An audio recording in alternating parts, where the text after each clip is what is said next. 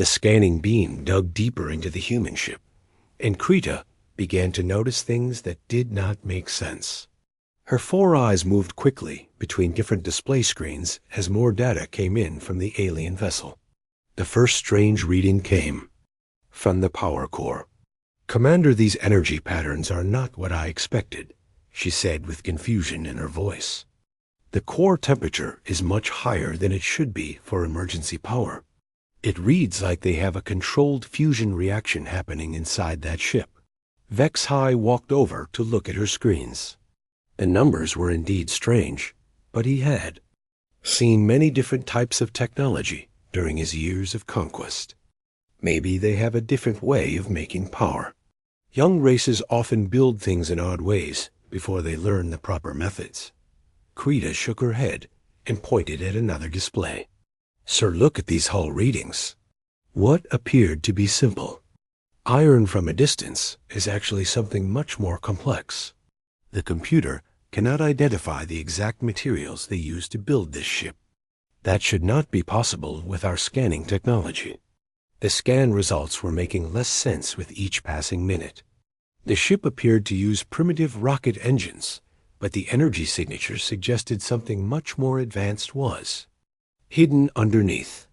The weapons looked like simple projectile systems, but the power conduits running to them could handle much more energy than bullets would need. Perhaps their builders just do not know how to make things efficiently, Vex High said, but his voice showed he was starting to have doubts. "Continue the scan and get me more details about their computer systems." On board the Iron Wind, the human crew watched the alien scan probe deeper into their ship systems.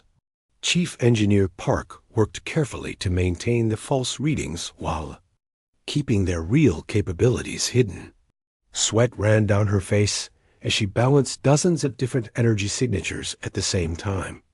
"They are getting suspicious, sir," she reported to Captain Morrison. "The scan is staying in each section longer than normal. I think they know something is not right, but they cannot figure out what."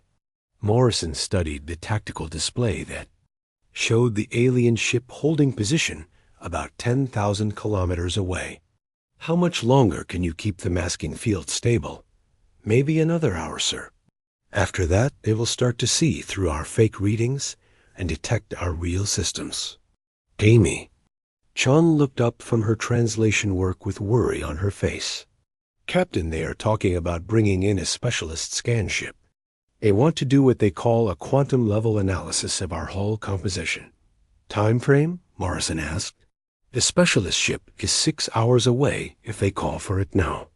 Morrison made his decision quickly. "We stick to the plan. Let them finish this scan and think they understand us. When they try to board us or attack our colonies, it is when we show them what humans are really capable of." The alien scanning beam continued its work, and Krita found more puzzling information with each new system she examined. The human computer appeared to be a simple navigation system, but it was using quantum processing methods that the Zephyrian Empire had only developed 50 years ago. The life support systems looked basic, but they were running calculations that suggested much larger crew areas than what she could detect. "Commander, I recommend we request a specialist examination team," she said after studying the data for another 30 minutes. "This ship has too many inconsistencies for a standard threat assessment." Vex High was getting impatient with the slow progress. Every hour they spent scanning one damaged ship was an hour that could be used to plan the main attack. "What is your best assessment of their combat capability based on what you have seen?" Krita looked at her screens one more time before answering. "If this scan data is accurate, then this ship poses no threat to our forces. The weapons cannot penetrate our shields, and the crew size is too small to resist a boarding action. But, sir, I must note that some of these readings do not match what we would expect from such a primitive vessel. Your recommendation?" "We should capture this ship intact and examine it closely before we begin the main assault. There may be technology here that our scientists would find useful." Vex High considered this suggestion. Capturing enemy ships was always risky, because you never knew what surprises the crew might have prepared. But this human vessel appeared to be helpless, and the information they could gain might help with future conquests. "Prepare a boarding party," he ordered. "We will take the ship and question the crew about human military capabilities. Alert Security Chief Zargoth that I want his best warriors for this mission." 15 minutes later, Security Chief Zargoth stood in the launch bay of the Silent Whisper with 11 other Zephyrian soldiers. Each warrior wore advanced battle armor that could stop most projectile weapons and energy beams. Their rifles could fire plasma bolts that would melt through thick metal walls. Neural implants let them share information instantly and coordinate their attacks with perfect timing. Zargoth was a veteran of 20 different boarding actions and had never lost a single warrior under his command. His purple skin had scars from battles on a dozen worlds, but his forearms still moved with deadly speed. Today felt like it would be an easy mission against a crew of primitive humans who probably had never seen real combat. "Remember that these humans may fight desperately, even though they cannot win," he told his team as they checked their weapons. "One final time. Do not underestimate them just because their technology is inferior. A cornered animal can still bite." The boarding shuttle launched from the Silent Whisper and crossed the empty space between the two ships in just a few minutes. The human vessel made no attempt to avoid them or power up defensive systems. It continued to drift like a dead thing, floating in the dark dot. As the shuttle docked with the human ship, Zargoth felt confident that this would be another easy victory for the Zephyrian Empire. The humans inside were probably scared and confused by the sight of aliens. They might surrender immediately when they realized how outmatched they were. The airlock cycled open, and Zargoth led his team into the human vessel. The corridors were darker than Zephyrian ships usually kept them, and the air had a different smell. Everything looked old and worn, like it had been used hard for many years. A team moved carefully through the ship, looking for signs of the human crew. "Movement detected in Section 7, reported one of his warriors through their shared communication link. "Multiple human life signs gathering in what appears to be their command center. Converge on that location," Zargoth ordered. "Weapons ready, but do not fire unless they attack first. We want prisoners who can answer questions." The Zephyrian boarding party moved through the ship corridors expecting to find frightened humans hiding behind whatever cover they could find.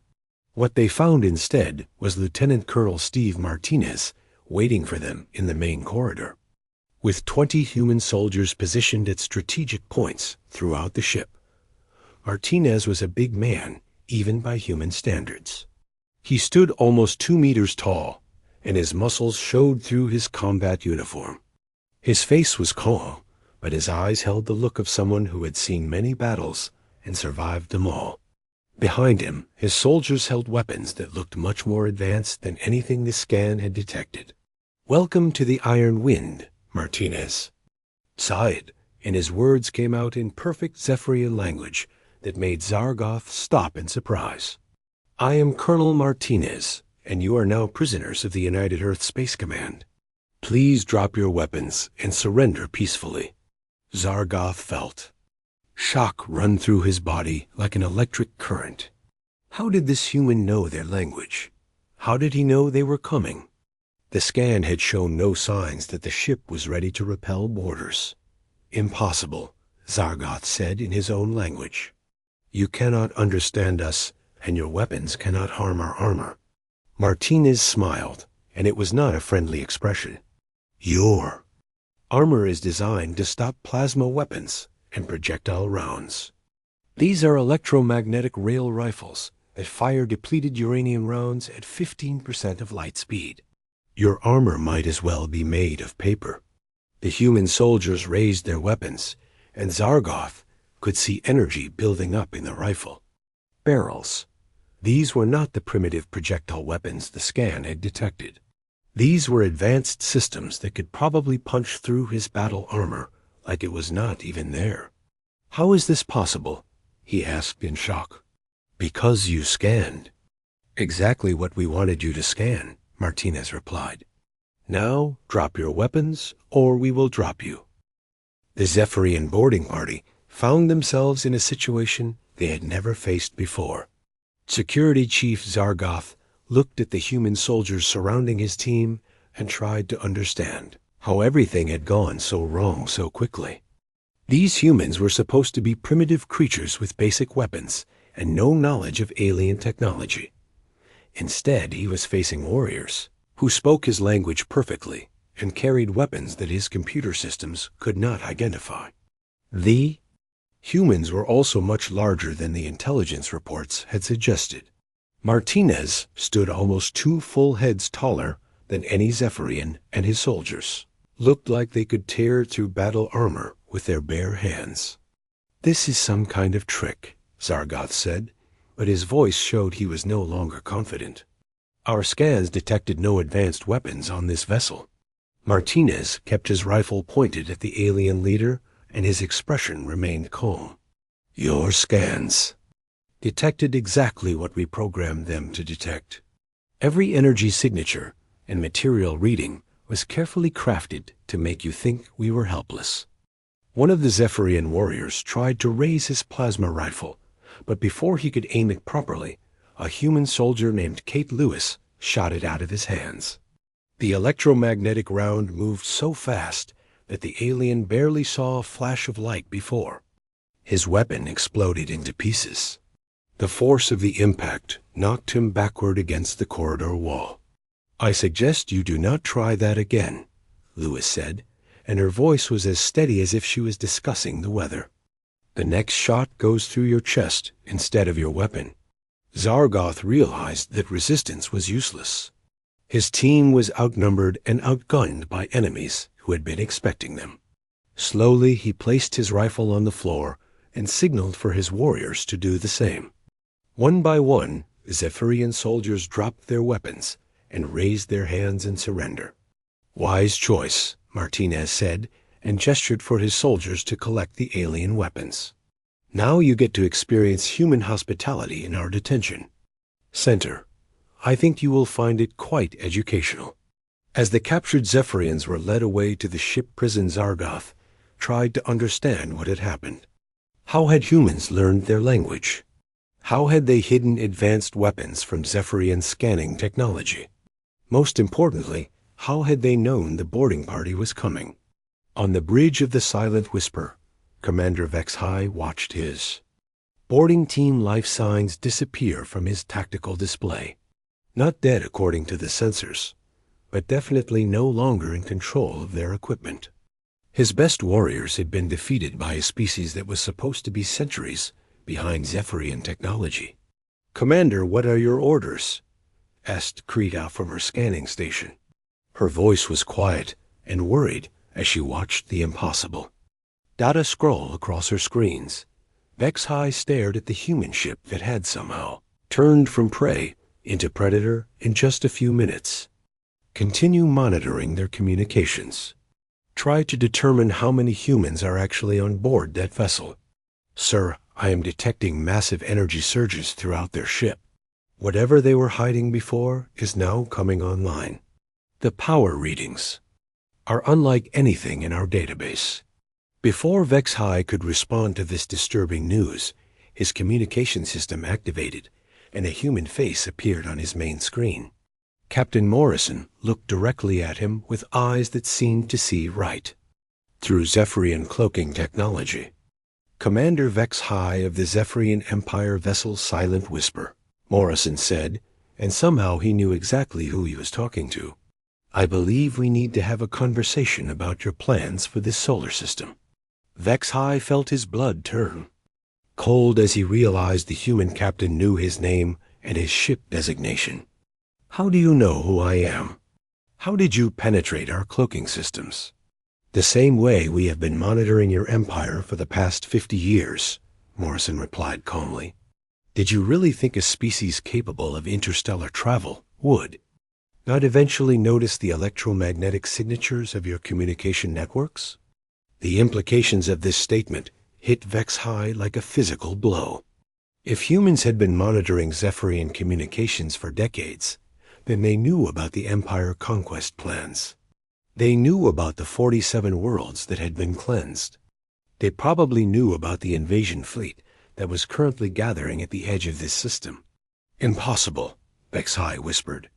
Your technology is primitive. Our intelligence reports show that humans have barely achieved basic spaceflight. Morrison smiled, and it was not a pleasant expression. Your intelligence reports show exactly what we wanted them to show. Tell me, Commander, how many ships do you think you brought to conquer Earth? We have sufficient forces to complete the cleansing protocol, Vex High said, but he was no longer sure of anything. You brought 12 ships, including your reconnaissance vessel, 3 heavy cruisers, 4 destroyers, 4 frigates, and 1 command ship hiding behind the 8th planet. Each ship has specific weapon configurations and crew complements that we have been tracking since you entered our solar system 3 days ago. Vex High looked at his tactical officer, who was frantically checking their sensors for any sign of human detection equipment. The officer shook his head to indicate that their instruments still showed no sign that humans could see through Zephyrian cloaking technology. Your sensors cannot detect our scanning methods because we are not using active scans, Morrison continued, as if reading his thoughts. We have been passively monitoring the gravitational distortions your ships create as they move through space. Your cloaking might hide you from electromagnetic detection, but it cannot hide you from gravity. Dr. Rachel Morgan appeared on the screen next to Morrison, and Vex High could see immediately that this human was a scientist of some kind. Her eyes held the kind of intelligence that made him uncomfortable, because it reminded him of the smartest researchers in the Zephyrian Empire. Your people made a fundamental error in your assessment of human capabilities, she said in a voice that was both calm and threatening. You assumed that a young civilization must be a weak civilization. You forgot that young species often develop technology through necessity rather than inheritance. Morgan gestured to something off-screen, and data began appearing on Vex High communication display. Technical specifications, weapons, capabilities, and tactical assessments that should have been impossible for humans to obtain. We know that your ships use quantum phase shields that rotate frequency every 12 seconds. We know that your plasma weapons have a maximum effective range of 50,000 kilometers. We know that your crews require a specific atmospheric mixture that becomes toxic if the nitrogen content drops below 18%. Vex High stared at the data in growing horror. Every piece of information was completely accurate and represented. Intelligence that should have taken years of captured technology to obtain. Where did you get this information? From the same place we learned your language and your military tactics, Morrison replied. We have been listening to your communications, watching your ship movements, and analyzing your technology for 50 years. Every world you conquered sent out distress signals before they fell. Many of those signals reached Earth. Amy Chun appeared on the communication screen and began speaking in perfect Zephyrian. We intercepted the final transmissions from the Modus Altarian colonies when you destroyed them 18 years ago. We recorded the tactical data from the Velgan defense fleet when you wiped them out 12 years ago. We have studied every battle you have fought and learned from every mistake your enemies made. The young communication officer switched back to English, and her voice carried cold anger. 47 civilizations died so that humanity could learn how to fight you. Their sacrifice will not be wasted. Vex High realized that everything he thought he knew about this mission was wrong. The humans were not primitive victims waiting to be conquered. They were predators who had been studying their prey for decades and preparing for this exact moment. The Zephyrian invasion fleet was not about to destroy an unsuspecting planet. They were walking into a trap that had been 50 years in the making. What do you want? He asked because he could not think of anything else to say. Morrison leaned forward, and his eyes were as hard as the metal hull of his ship. "We want you to send a message back to your empire. Tell them that humanity is not going to be victim number 48. Tell them that we have spent 50 years learning how to kill Zephyrians, and we are very good students. You cannot threaten the entire Zephyrian Empire with one ship," Vexai said, but his words sounded weak even to himself. "Who said anything about one ship?" Morrison asked, and suddenly Vexai tactical display lit up with dozens of new contacts. The tactical display on the Silent Whisper exploded with new contacts as dozens of human ships suddenly appeared around the trapped Zephyrian fleet. What had seemed like empty space moments before now showed a massive force of warships that had been hidden by technology the aliens did not understand.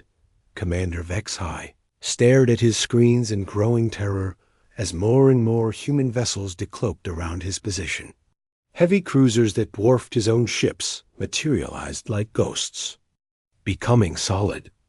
Destroyers and frigates appeared in perfect battle formations that showed these humans understood military tactics far better than anyone had imagined. "Impossible," Krita whispered from her scanning station. "Our instruments detected no ships. In this area, how can so many vessels appear from nothing?" The answer came from Captain Morrison, who was still watching them through the communication link. "Stealth Technology, Commander. We learned it from studying the wreckage of ships your empire destroyed over the past 50 years. We simply made it better." Admiral Patricia Hayes appeared on the communication screen, and Vexai could immediately tell this human was a military leader of the highest rank. Her uniform was covered with marks that probably indicated decades of service, and her face showed the kind of confidence that came from winning many battles. "I am Admiral Hayes, commander of the Terran Defense Force," she said in a voice that made Vexai think of weapons being prepared for use. "You are currently surrounded by Battle Group 7, which consists of 42 warships armed with technology your empire has never encountered." Vexai looked at his tactical officer, hoping for some sign that this was an illusion or trick. The officer could only shake his head helplessly as more human ships continued to appear on their sensors. Each new contact showed power readings that were far beyond what Zephyrian intelligence had predicted for human technology. "This cannot be real," Vexai said, but his voice carried no conviction. "Humans have barely achieved interstellar flight. You could not have built a fleet this large without our intelligence networks detecting it." Admiral Hayes smiled, and it was the expression of someone who had just revealed their winning move in a very long game. "Commander, your intelligence networks have been feeding you exactly the information we wanted you to receive. Every communication intercept, every spy probe, every captured human has told your empire precisely what we needed them to believe." Dr. Morgan appeared beside the Admiral and gestured toward a display that showed technical information flowing across the screen. "For 50 years, we have been playing a very careful game of deception. We allowed your scouts to see primitive rockets while we developed plasma drives. We let your spies report simple computers while we built quantum processing systems. We made sure your analysts believed we were weak while we became stronger than your empire has ever imagined." Captain Ben Rodriguez of the refugee vessel knew.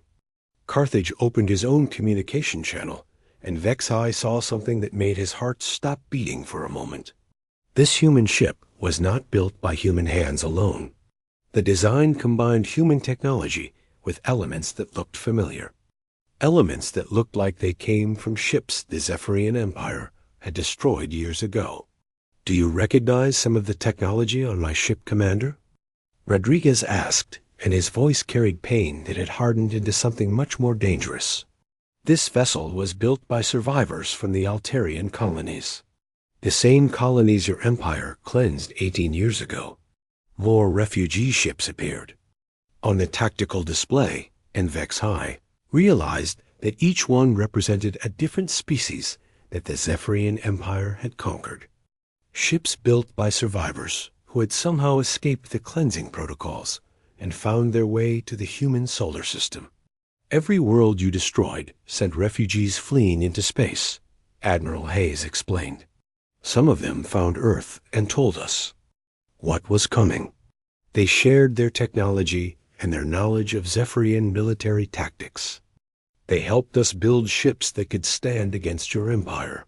A new voice joined the communication, and Vishehai saw a being that made him step backward in shock. Commander Thale of the Velgan Resistance looked exactly like the creatures the Empire had supposedly wiped out 12 years ago.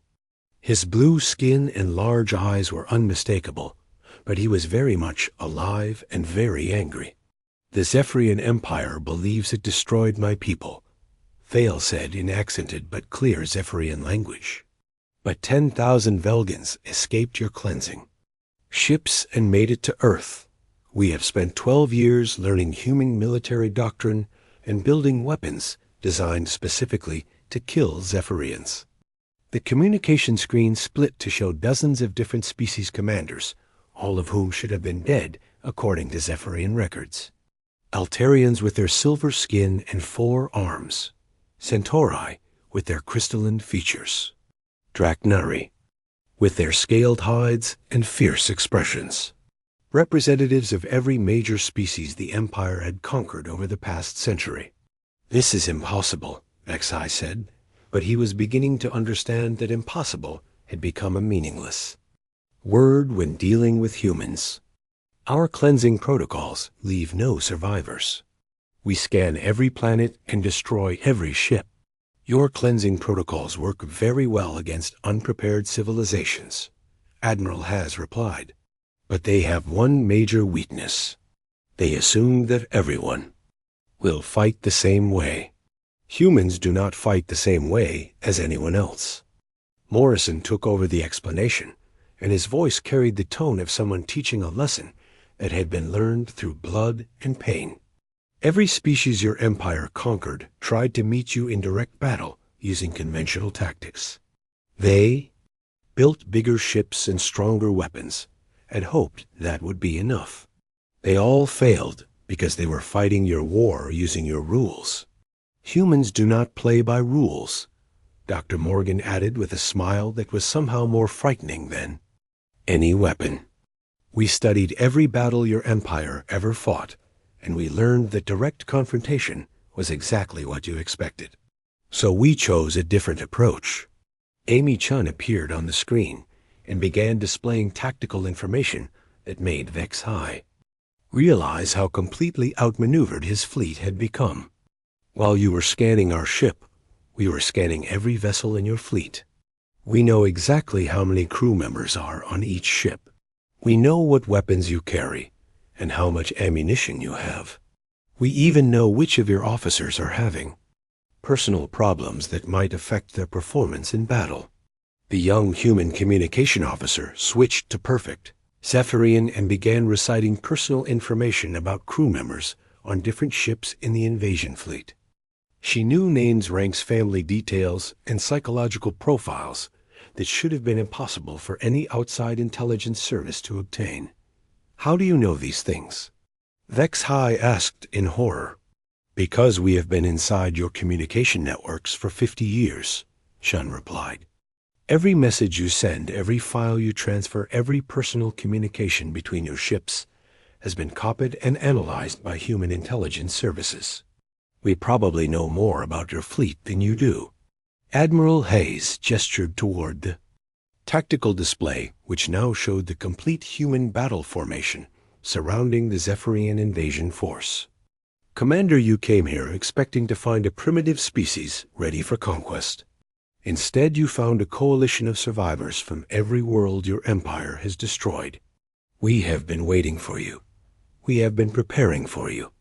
And we are ready to show you what happens when predators finally meet their match. What do you want? Vexai asked because he could not think of any other response. We want you to return to your empire with a message, Morrison said, and his voice carried the finality of a death sentence. Tell them that the age of easy conquest is over. Tell them that humanity and our allies will not be victims. Tell them that if they want this system, they will have to take it from us, and we will make them pay a price they cannot imagine. And if we refuse to retreat? Vex-High asked, though he already knew the answer. Admiral Hayes looked directly into the camera, and her eyes held the promise of violence that had been held back for far too long. Then we will demonstrate exactly why 47 civilizations died to teach us how to fight you. And your empire will learn what happens when humans stop pretending to be weak. Commander Vex-High found himself facing a decision that would change the course of galactic history. Around his fleet, 42 human warships waited with weapons powered and shields raised. Refugee vessels from a dozen conquered species held position alongside the human ships, with crews eager for revenge against the empire that had destroyed their worlds. You have 1 hour to make your choice, Admiral Hayes said from her flagship. Withdraw your fleet and return to your empire with our message, or stay and discover why humans survived when so many other species did not. The communication channel closed, and Vex-High was left alone with his thoughts and the impossible situation his arrogance had created. On his tactical display, the human fleet maintained perfect formation, while his own ships remained trapped in what had become a killing field designed specifically for Zephyrian vessels. Kriya worked frantically at her scanning station, trying to find some weakness in the human formations, or some technology that the Zephyrian fleet could use to escape. Commander, their shields are unlike anything we have encountered before. The energy patterns suggest they have found a way to deflect our plasma weapons back at their source. What about their weapons? Vex-High asked, hoping that human technology might still have some limitation his forces could exploit. Sir, their main guns appear to use some form of exotic matter projection. Our computers cannot predict the damage potential because the technology does not exist in our database. Based on the power readings, each human ship could probably destroy one of our heavy cruisers with a single shot. The tactical officer looked up from his station, with fear obvious in his expression. Commander, I am detecting movement from the human refugee ships. They are positioning themselves to block our escape routes while maintaining fields of fire on our entire fleet. Vex-High realized that retreat was no longer a simple matter of turning his ships around and leaving the system. The humans had carefully positioned their forces to control every possible escape vector. His fleet could not run without fighting, and fighting meant facing technology that had been specifically designed to counter Zephyrian tactics. New communication signal arrived from one of the refugee ships, and the screen showed Commander Thale of the Velgan Resistance. Behind him stood representatives from every species the Zephyrian Empire had supposedly destroyed over the past century. Commander Vex-High, we offer you the same choice your empire gave our people, Thale said, and his voice carried 50 years of accumulated hatred. Surrender completely or be destroyed completely. There will be no negotiation and no mercy, because you showed none to our worlds. An Altarian female with silver skin and 4 arms stepped forward and spoke in perfect Zephyrian. I am Captain Zara of the Altarian Liberation Fleet. My people built the targeting systems on those human ships. Every weapon is currently aimed at a specific weak point on your vessels that we identified from studying captured Zephyrian technology. A massive Draknari warrior appeared on screen, and his scaled face showed teeth that looked designed for tearing metal. I am General Kor, and my people designed the armor plating on the human ships. Your weapons cannot penetrate our defenses because we built them specifically to stop Zephyrian plasma bolts. One by one, representatives from each conquered species explained how they had contributed to the human war effort. The Centauri had provided advanced computer systems. The Vorthan had shared shield technology. The Kalari had developed new sensor arrays. Every species had given humanity the tools needed to fight back against their common enemy. Do you understand now? Admiral Hayes asked as she appeared on the main communication channel again. You did not just attack 47 different species. You created 47 different reasons for those species to help us destroy you. Captain Morrison stood beside the Admiral, and his expression showed the cold calculation of a predator that had finally cornered its prey. Every world you cleansed sent refugees running into space. Some found Earth and shared their knowledge. Others found different human colonies and taught us about Cypherian technology. For 50 years we have been building a coalition of survivors who want nothing more than to watch your empire burn. Dr. Morgan appeared with a datapad in her hands and began reading statistics that made Vexi hearts beat faster with each number. The Zephyrian Empire currently controls 237 star systems. Your total fleet consists of approximately 8,000 ships. Your industrial capacity can build maybe 300 new vessels per year. The human coalition now includes representatives from 47 species with advanced technology. Our combined fleet numbers over 15,000 ships, with more being built every month. Our industrial capacity has tripled in the past 10 years, and we have resources from over 100 different worlds. Morrison took over the explanation, and his voice carried the confidence of someone who had already won the war before it officially started. Commander, your empire expanded by conquering primitive species who had never known real warfare. Humanity expanded by surviving against a universe that tried to kill us every single day. We are not the same kind of enemy you have faced before. Amy Chun appeared on screen and began displaying tactical information that showed just how completely outmatched the Zephyrian invasion fleet had become. We have been tracking your ship movements for 3 years. We know the location of every major Zephyrian base and the strength of every fleet. We have infiltration teams already in position at your key facilities.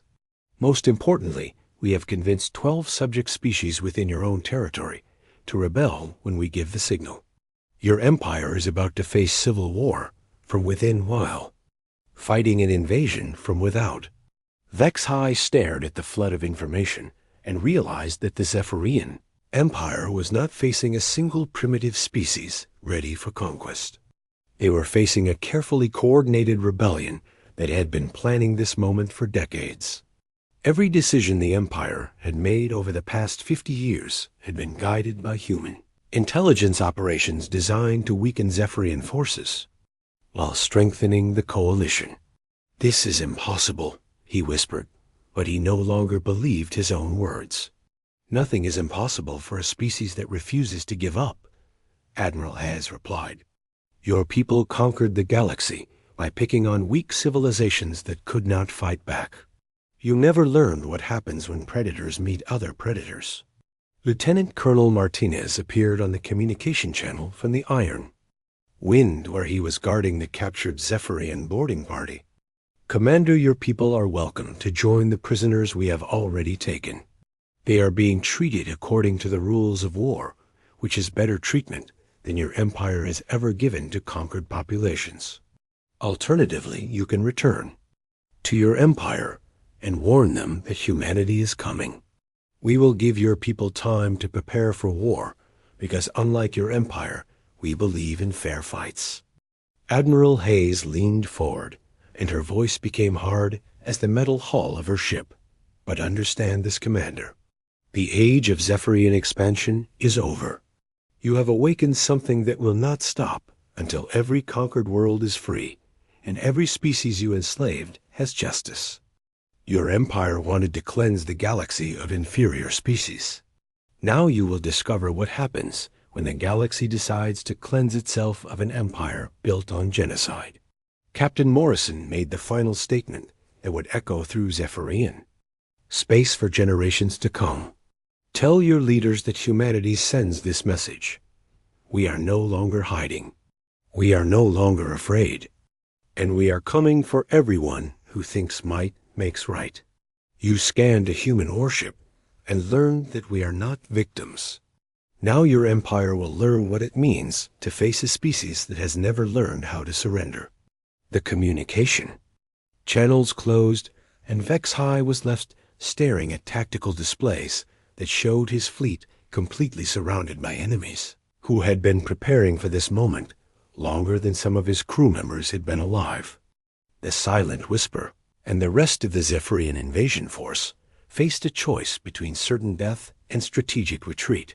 1 hour later, the surviving Zephyrian ships began their withdrawal from the Sol system, carrying news that would shatter their empire confidence and change the balance of power in the galaxy forever.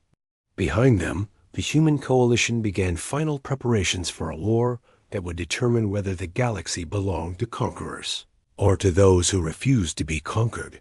The hunt was over, and the real war was about to begin. Captain Jake Morrison sat in his command chair, looking at the daily reports. The bridge of the UES Vengeance was quiet, except for the soft sounds of computers working. His crew was doing their normal patrol duties around the outer edge of human space. It had been 3 months since first contact with the aliens, and everything was still new and strange. Lisa Turner was working at her communications station when all the screens started flashing red. She pressed buttons quickly and looked confused. Strange sounds came from her speakers, not like anything she had heard before. The sounds were weak and broken, but they made her feel scared. "Captain Morrison," Lisa called out, her voice shaking a little. "I am getting something very strange. Here, it looks like a distress signal, but it is not from any human ship."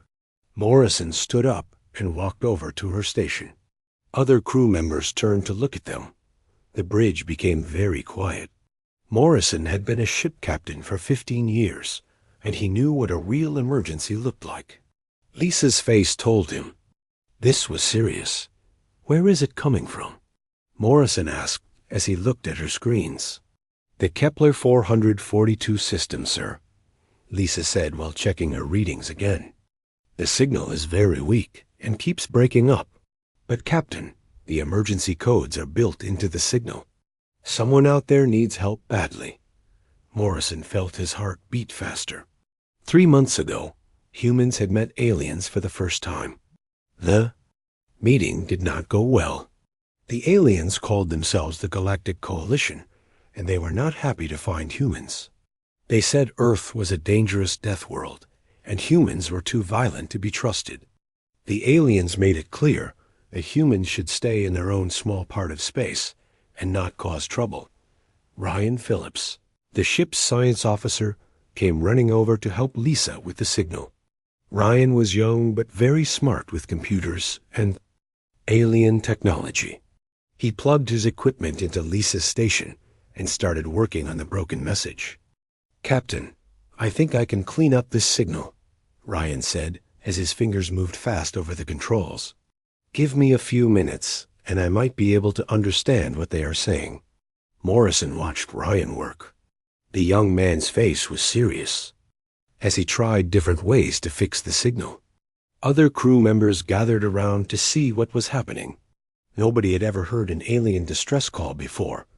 After 10 minutes, Ryan's face went pale. He looked up at Morrison with wide eyes. "Captain, you need to hear this.